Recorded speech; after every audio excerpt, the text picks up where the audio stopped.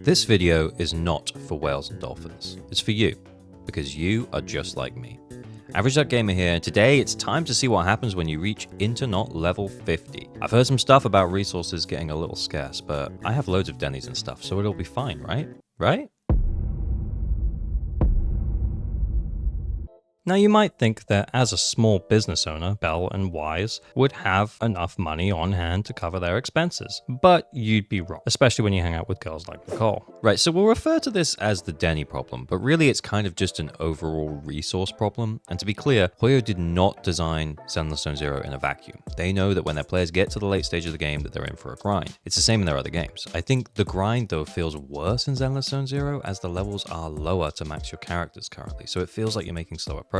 Additionally, the cost to upgrade your core skills, you know, the A, B, C, D, E, F part, feels so high. Now, there is worth in upgrading them, particularly if you want to push deeper into Endgame, but firstly, don't rush to get there if you're not there already at that point, because it is a grind, and secondly, start prioritizing who you actually want to upgrade. Start to look at your characters and consider what you gain from upgrading KQ1 over, say, Ambi. Now, they are in the same team, but will have a very different impact on that very same team. So getting to level 55 is a pretty big investment in itself, and that's where you'll need to get to unlock your E skill, but then you have to spend a bunch of resources to unlock the core skill enhancement too. And if we compare these, we can see the increase in the days that Ambi dishes out, or the damage that Juyuan dishes out as we look at this should hopefully start to make a bit of sense as to what should be prioritized. Now, as you increase both of their levels, because you want to push beyond level 50 when you can, you'll see an increase in their attack, HP, and defense, which is useful, but let's just take a moment to think about where it would be more useful.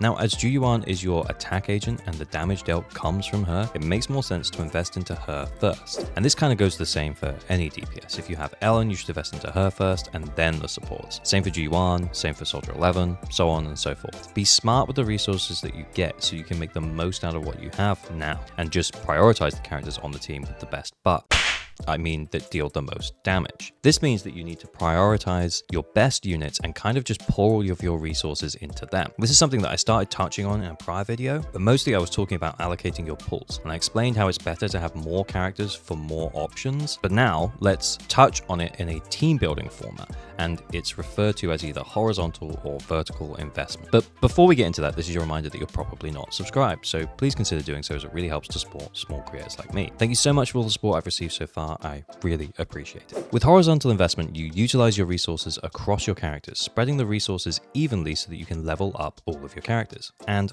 unless you're willing to spend money to refresh, or you're quite happy with your characters getting upgraded at a slower pace, then this ain't it, chief.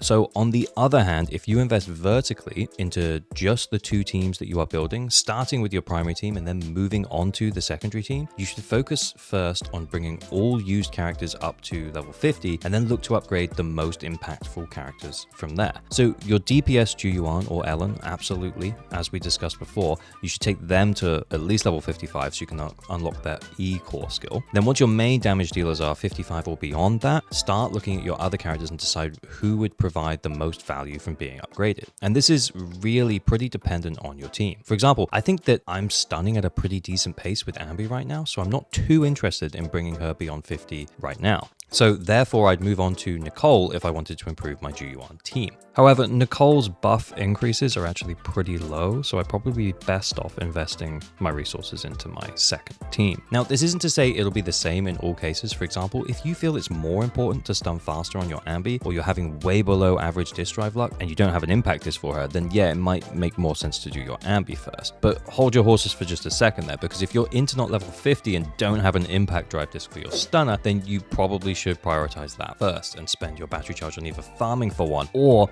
if you have one of the special selector rings, then consider sending that in on an impact disc. And I actually think that hanging out at around level 50 on your characters is pretty fine until you manage to get all of the right main stats on your character's drives, because as much as leveling up is going to be an improvement, getting a good drive disc and leveling it all the way up is going to help with your team damage massively, and you don't even need to spend all of the resources to level up beyond 50 to do that. Now, back to the matter at hand though. I said you want to upgrade your two teams, but you also will want to consider a couple of additional things. Thing 1, who is coming up? Are you going to be replacing a member of your team soon?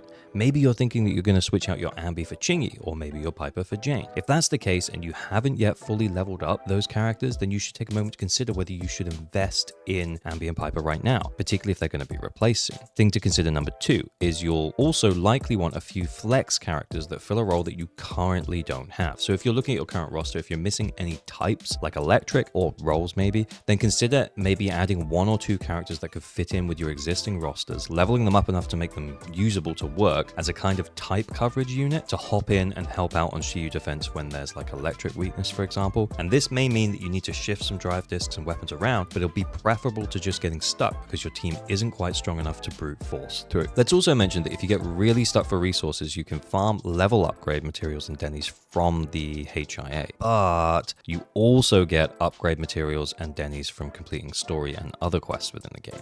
So it's tough to talk about this advice, I guess, but if you want to farm dennies and level up materials from the HIA, I get it. You want to use the characters you have, and part of that is leveling them up fast. But as mentioned, you will get the dennies and level up materials from doing other stuff in the game. It's just going to take a bit longer. And if you've already finished most of the content, then yes, I understand you may need to finish off your teams by doing that. But if we look at the long game, you're better off spending your battery charge on something more specific for a character like certification seals or drive disc farming. But I do understand that it might be more important you to finish your Shiyu defense now, for example, rather than having to wait. Let's also talk about Shiyu defense in the end game that is there. And I may end up making a whole video about just this, but it's really not worth it right now to push super deep into Shiyu defense if that's your goal. Now, I S ranked up to 4 last time, and that wasn't too tough, and then I got some A's and B's on the rest. Now, I openly admit though that I am not super good at this game, and I'm pretty much still in the team building process right now. So my second team is pretty scuffed, and I'm not too worried. But even if I didn't complete levels 5, 6, and 7 at all, you're not losing out on that many polychromes. It's 40 per rank, and that's 120 per level for 5, 6, and 7, totaling 360 polychrome. That's just over 2 pulls. It's not much, and it's certainly not worth stressing out about. Now, I do want to eventually S-rank all of the stages just to say that I did it, but while I'm still not happy with my teams and working on leveling skills and drive discs and also learning how to play the game, it's not really a concern, and I'll probably be ready to do it in a month or so. No big deal. And I guess this also goes out to all of the refreshes out there. It costs 50 polychrome to refresh by 60 battery charge, and if that's the very last thing you need to finish building your character, sure, I get it. But it's really not worth it to refresh your charge from polychrome for free-to-play or low-spend players, because if you refresh 480 charge, that'll cost you 400 polychromes, which is more than you get for finishing Shiyu, and that's like for 2 days charge. Just be patient, you'll get the charge in the next couple of days. Now, I have talked how best to use what you have for a hot minute here, but I've started to build a little bit of a platform now, and I want to use it to say something in case anyone is listening. Dear Zenless Zone Zero, just because Star Rail and Genshin are like this in the end game doesn't mean that you have to be. It doesn't have to be this much of a grind. We have enough things to farm with drive discs alone, and then you add the boss materials and the dennies on. Why not make it a little easier on us on the denny front at least? Because it feels pretty grindy right now, and I want to upgrade and I want to use all the cool characters you've made. I've said my piece. So what do you guys think? Any chance we could get more dennies to counter the problem, or just drop down some of the required amounts? Any cool extra tips you might have that you'd like to share? Thanks very much for watching the video. Another one should be on screen now if you're interested. As always, pull responsibly, and remember to like and subscribe for better than average luck on your next pulls. Bye bye bye.